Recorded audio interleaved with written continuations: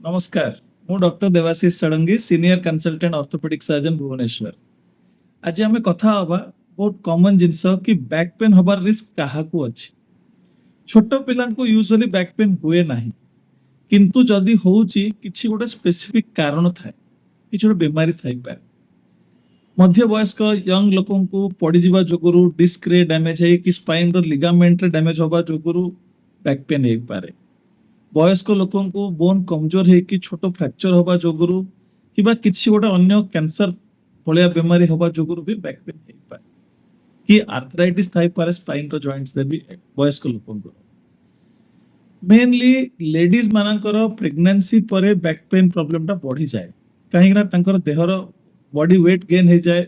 Exercise न करबा जोगुरु back रो muscles गुडा कमजोर हो जाए। आउ बेबी को फीडिंग करबा जोगुरु Dehre calcium vitamin D deficiency हेकरी भी बोन कमजोर हो जाए।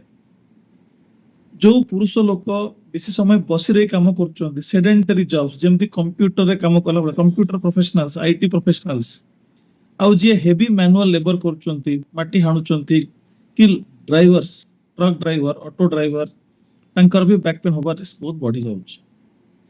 याकू छाड़िकरी जहार अन्य बीमारी अच्छी जेमती कि रुमेटॉइड आर्थराइटिस कि डायबिटीज थायराइड कंट्रोल नहीं तांकर भी बैक पेन होबार चांस बढ़ी जाउछ।